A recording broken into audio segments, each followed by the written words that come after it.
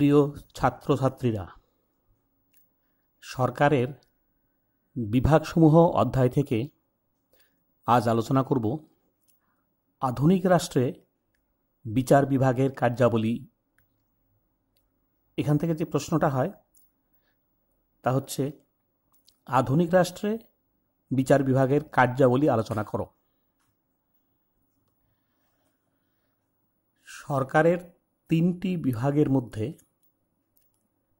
আইন বিভাগ যে আইন প্রণয়ন করে সেই আইনের উপর ভিত্তি করে বিচার বিভাগ বিচার কার্য সম্পন্ন করে। রাজনৈতিক ব্যবস্থায় বিচার বিভাগের প্রভাব অপরিসীম। রাষ্ট্রবিজ্ঞানী গার্নারের মতে, বিচার বিভাগ ছাড়া কোনো সভ্য রাষ্ট্রের কল্পনা করা যায় না। জনকল্যাণকর রাষ্ট্রের ধারণা বাস্তবায়িত হয় বিচার বিভাগের ভূমিকার মাধ্যমে।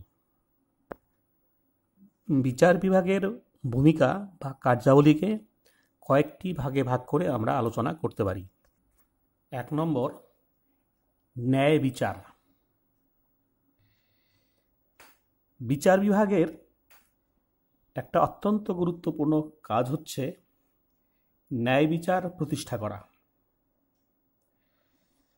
কোনো ধরনের পক্ষপাতিত্ব, লোভ, ভীরুতা ইত্যাদি ছাড়াই অপরাধীর যথাযথ শাস্তি ঘোষণার মাধ্যমে ন্যায় বিচার সুনিশ্চিত করা বিচার বিভাগের একটা প্রধান দায়িত্ব।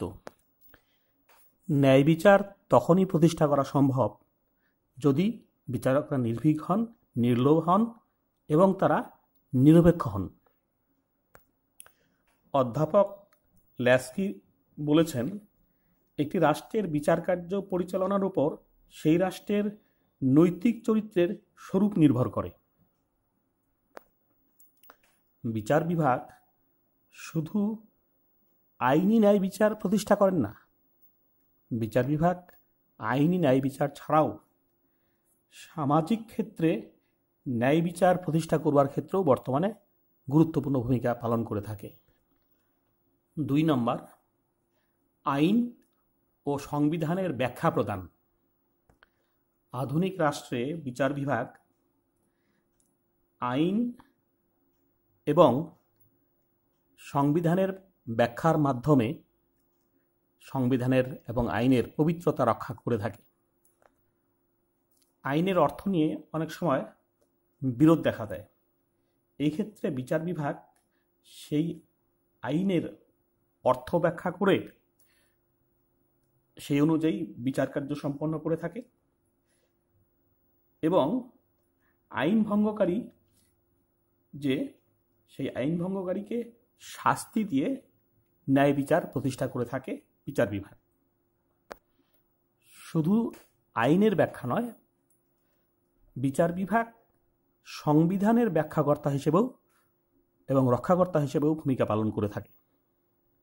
যুক্তরাষ্ট্রীয় শাসন ব্যবস্থায় অনেক ক্ষেত্রেই রাজ্য সরকারের সঙ্গে রাজ্য সরকারের, কখনো কখনো রাজ্য সরকারের সঙ্গে কেন্দ্রীয় সরকারের, আবার এক বা একাধিক রাজ্যের সঙ্গে কেন্দ্রীয় সরকারের বিরোধ বাধে। তখন বিচার বিভাগ সংবিধানের ব্যাখ্যার মাধ্যমে এই বিরোধের মীমাংসা করে থাকে। আবার আইনসভা যদি কোনো সংবিধান বিরোধী আইন প্রণয়ন করে, তাহলে বিচার বিভাগ সেই আইনের সঙ্গে সংবিধানের বিরোধ আছে কিনা সেটা যাচাই করে ব্যাখ্যা করে আইনসভা প্রণীত আইনকে বাতিল করে দেয় এবং সাংবিধানিক আইনকে বৈধতা দেয়। নতুন আইনের সৃষ্টি। আইন বিভাগই আইন তৈরি করে থাকে, কিন্তু কিছু কিছু ক্ষেত্রে বিচার বিভাগও নতুন নতুন আইন সৃষ্টি করে থাকে। কোনো একটা মামলার নিষ্পত্তি করতে গিয়ে বা বিচার করতে গিয়ে যদি দেখা যায় যে প্রচলিত যে আইনটা আছে সেই আইন অনুযায়ী বিচার কার্য সম্পন্ন করা যাচ্ছে না, সেই আইনটা যথেষ্ট নয়, সেই আইনটার আরও খুঁটিনাটি ব্যাখ্যার প্রয়োজন ছিল, কিন্তু সেই ব্যাখ্যা আইনের মধ্যে বলা নেই। তখন বিচারকরা ব্যক্তিগত বিবেক বুদ্ধি, ন্যায়নীতি ইত্যাদির উপর নির্ভর করে এবং প্রচলিত আইনটার উদ্দেশ্য ব্যাখ্যা করে সেই মামলার নিষ্পত্তির ক্ষেত্রে নিজস্ব একটা সিদ্ধান্ত ঘোষণা করেন এবং মামলার নিষ্পত্তি করেন। পরবর্তী সময়ে অনুরূপ কোনো মামলা যখন উপস্থিত হয় বিচারকদের সামনে, সেটা যে কোনো কোর্টেরই হোক, তখন আগের মামলার যে রায় দেওয়া হয়েছিল সেই রায়টাই পরবর্তী সময়ে আইনে পরিণত হয়। এইভাবে বিচার বিভাগ নতুন আইনের সৃষ্টি করে। বিরোধ মীমাংসা। বিচার বিভাগ বিভিন্ন রাজনৈতিক প্রতিষ্ঠানের মধ্যে, কখনো কেন্দ্রীয় সরকার বা রাজ্য সরকারের মধ্যে বিরোধ হতে পারে, আইন বিভাগের সঙ্গে শাসন বিভাগের বিরোধ হতে পারে, এইসব ক্ষেত্রে বিচার বিভাগ কেন্দ্রের সঙ্গে রাজ্যের বা বিভিন্ন রাজ্য সরকারগুলির মধ্যে বিরোধ কিংবা সরকারের বিভিন্ন বিভাগসমূহের মধ্যে বিরোধ মীমাংসার ক্ষেত্রে গুরুত্বপূর্ণ ভূমিকা পালন করে এবং সংবিধান ব্যাখ্যা করবার মধ্য দিয়ে এই সমস্ত ব্যক্তি, প্রতিষ্ঠান বা সরকারের বিভিন্ন প্রতিষ্ঠানের মধ্যে বিরোধের মীমাংসা করে থাকে। নাগরিক অধিকার সংরক্ষণ। জনকল্যাণকর রাষ্ট্রে নাগরিকরা বিভিন্ন ধরনের অধিকার ভোগ করে থাকে। কোনোটা মৌলিক অধিকার, কোনোটা সাংবিধানিক অধিকার, বিভিন্ন অধিকার ভোগ করে থাকে। এই অধিকারগুলো যদি কোনো ব্যক্তি বা ব্যক্তি সমষ্টি বা রাষ্ট্র হরণ করে, তাহলে বিচার বিভাগ সেই সমস্ত অধিকারের সংরক্ষণের ব্যবস্থা করে হচ্ছে বিচার বিভাগ। বিভিন্ন রাষ্ট্রেই নাগরিকরা কিছু মৌলিক অধিকার ভোগ করে। সেই সমস্ত মৌলিক অধিকারগুলো খুবই গুরুত্বপূর্ণ। এই মৌলিক অধিকারগুলো সংরক্ষণের জন্য বিচার বিভাগ বিভিন্ন পদ্ধতি অবলম্বন করে থাকে, যেমন বন্দি প্রত্যক্ষীকরণ, পরমাদেশ, প্রতিষেধ, উৎপ্রেষণ, অধিকার পিচ্ছা। এই সমস্ত আদেশ বা নির্দেশের মধ্য দিয়ে বিচার বিভাগ মৌলিক অধিকারগুলোকে সংরক্ষণ করবার ব্যবস্থা করে থাকে। পরামর্শ প্রদান। বিচার বিভাগ সরকারের অন্য দুটো যে বিভাগ আছে, আইন বিভাগ এবং শাসন বিভাগ, সেই আইন বিভাগ এবং শাসন বিভাগকে বিভিন্ন ক্ষেত্রে পরামর্শ দিয়ে থাকে। যেমন ভারতের রাষ্ট্রপ্রধান, রাষ্ট্রপতি সুপ্রিম কোর্টের কাছে কোনো একটা বিষয়ে পরামর্শ চাইতে পারেন এবং সেই ক্ষেত্রে সুপ্রিম কোর্ট রাষ্ট্রপতিকে সেই বিষয়ে পরামর্শ দিতে পারেন। তবে এটা ঠিক যে সুপ্রিম কোর্ট বা বিচার বিভাগ কোনো পরামর্শ দিলে রাষ্ট্রপতি সেটা গ্রাহ্য করতেও পারেন, নাও করতে পারেন। রাজনৈতিক ব্যবস্থার সংরক্ষণ। রাজনৈতিক ব্যবস্থার অবিচ্ছেদ্য অংশ হিসাবে বিচার বিভাগ বিদ্যমান যে রাজনৈতিক ব্যবস্থা আছে সেই রাজনৈতিক ব্যবস্থাকে রক্ষা করার ক্ষেত্রে ভূমিকা পালন করে থাকে। অর্থাৎ যে রাষ্ট্রীয় কাঠামো আছে, যে বিদ্যমান শ্রেণী সম্পর্ক আছে, রাষ্ট্র স্বীকৃত যে সামাজিক নিয়মকানুন আছে, সেগুলো রক্ষা করার জন্য বিচার বিভাগকে ভূমিকা পালন করতে হয়। অনেক সময় ন্যায় নীতি বোধের দিক থেকে কোনো একটা প্রচলিত ব্যবস্থা বা শ্রেণী সম্পর্ক সঠিক নাও হতে পারে, কিন্তু তবুও সেই রাজনৈতিক ব্যবস্থাটা সেটাকে টিকিয়ে রাখার জন্য বিচার বিভাগকে ভূমিকা পালন করতে হয়। একটা আমরা উদাহরণ নিতে পারি। বিভিন্ন সরকারি বা বেসরকারি উৎপাদনমূলক কারখানায়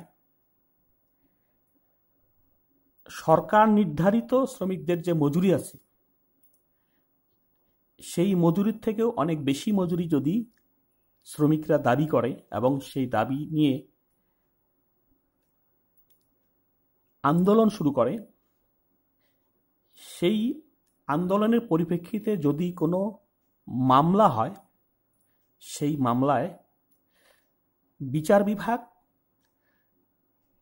প্রচলিত যে ব্যবস্থা আছে, অর্থাৎ সরকারিভাবে নির্ধারিত যে মজুরি, সেই মজুরির পক্ষেই বিচার বিভাগকে রায় দিতে হয়।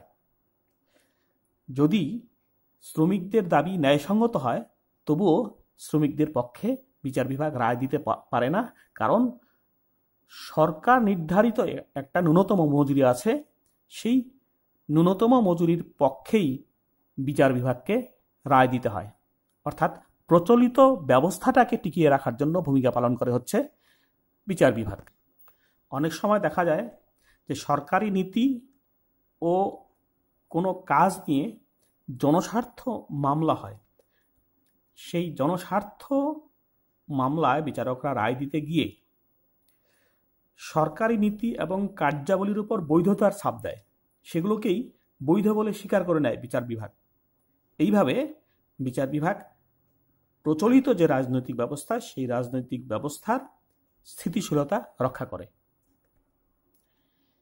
বিচার বিভাগীয় পর্যালোচনা। বিচার বিভাগীয় পর্যালোচনা বিচার বিভাগের একটা অত্যন্ত গুরুত্বপূর্ণ কাজ। আইনসভা প্রণীত আইনগুলোর পর্যালোচনা বিচার বিভাগ করতে পারে। সরকারি যে আদেশনামা বা নির্দেশ, তার পর্যালোচনা বিচার বিভাগ করতে পারে। অনেক ক্ষেত্রে আইনসভা শাসন বিভাগকে যে সমস্ত আইন প্রণয়নের দায়িত্ব দেয়, অর্থাৎ অর্পিত ক্ষমতা প্রসূত আইন, তার পর্যালোচনাও বিচার বিভাগ করতে পারে। আবার আইনসভার অধিবেশন বন্ধ থাকাকালীন শাসন বিভাগ যে অর্ডিন্যান্স জারি করে, সেই অর্ডিন্যান্সের বৈধতা বিচার করার ক্ষমতা বিচার বিভাগের আছে। অবশ্য সব ধরনের রাজনৈতিক ব্যবস্থায় বিচার বিভাগের এই যে বিচার বিভাগীয় পর্যালোচনার যে ক্ষমতা, সেটা সমানভাবে থাকে না। গণতান্ত্রিক বা যুক্তরাষ্ট্রীয় শাসন ব্যবস্থায় পর্যালোচনা করার ক্ষমতা বিচার বিভাগের যতটা বেশি থাকে, এককেন্দ্রিক শাসন ব্যবস্থায় কিন্তু ততটা এই বিচার বিভাগীয় পর্যালোচনা করার ক্ষমতা বিচার বিভাগের থাকে না। যেমন ব্রিটিশ আদালত পার্লামেন্টের কোনো আইনকে সংবিধান বিরোধী ঘোষণা করে বাতিল করতে পারে না।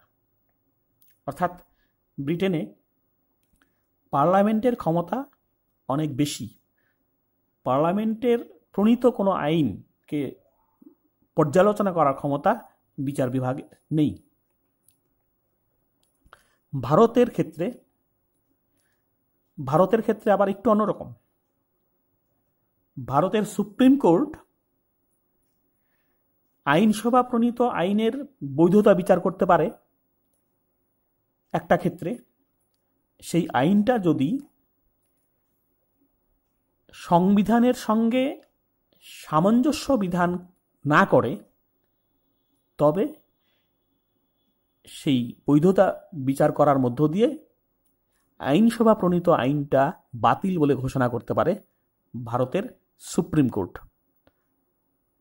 অর্থাৎ একমাত্র সংবিধান বিরোধী আইন প্রণয়ন করলেই ভারতের সুপ্রিম কোর্ট অর্থাৎ বিচার বিভাগ কোনো সংসদীয় আইন বা আইনসভা প্রণীত আইনকে বাতিল বলে ঘোষণা করতে পারে। আবার আমরা যদি মার্কিন যুক্তরাষ্ট্রের বিচার বিভাগের কথা দেখি তাহলে দেখব যে সবচাইতে বেশি মার্কিন যুক্তরাষ্ট্রের বিচার বিভাগের এই বিচার বিভাগীয় পর্যালোচনা করার ক্ষমতা সবচাইতে বেশি। কিভাবে? মার্কিন সুপ্রিম কোর্ট প্রথমত তো সংবিধান বিরোধী কোনো আইনকে বাতিল বলে ঘোষণা করতেই পারেই, শুধু তাই না, আইনসভা প্রণীত আইন যদি সংবিধানের সঙ্গে সামঞ্জস্যপূর্ণও হয়, কিন্তু সেটা যদি স্বাভাবিক ন্যায়নীতিবোধের সঙ্গে সামঞ্জস্যপূর্ণ না হয়, অর্থাৎ সংবিধানের সঙ্গে সামঞ্জস্যপূর্ণ আইন তৈরি করেছে আইন বিভাগ কিন্তু ন্যায়নীতি প্রতিষ্ঠা পায়নি, এরকম ক্ষেত্রে মার্কিন সুপ্রিম কোর্ট মার্কিন যুক্তরাষ্ট্রের যে কোনো আইনকে, যা কিনা ন্যায়নীতিকে উপেক্ষা করা হয়েছে অথচ সংবিধান অনুযায়ী আইন প্রণয়ন করা হয়েছে, সেরকম আইনকেও বাতিল করার ক্ষমতা মার্কিন সুপ্রিম কোর্টের আছে। উপসংহারে বলা যায় যে বিচার বিভাগের ভূমিকা বা কার্যাবলী কেমন হবে সেটা রাষ্ট্রের যে শ্রেণী চরিত্র, রাষ্ট্রের যে রাজনৈতিক ব্যবস্থা, সেই ব্যবস্থার উপর অনেকটাই নির্ভরশীল। কোনো দেশের সংবিধান যদি বিচার বিভাগকে প্রাধান্য দিয়ে থাকে বা বেশি ক্ষমতা দিয়ে থাকে, তবেই সেই দেশের বিচার বিভাগ গুরুত্বপূর্ণ ভূমিকা পালন করবে, যথেষ্ট পরিমাণ ভূমিকা পালন করতে পারবে। কিন্তু যদি সংবিধান বিচার বিভাগকে অধিক মর্যাদার জায়গায় প্রতিষ্ঠিত না করে, বেশি ক্ষমতা প্রদান না করে, তাহলে সেই রাষ্ট্রের বিচার বিভাগের পক্ষে গুরুত্বপূর্ণ দায়িত্ব পালন করা কখনোই সম্ভব নয়। ধন্যবাদ।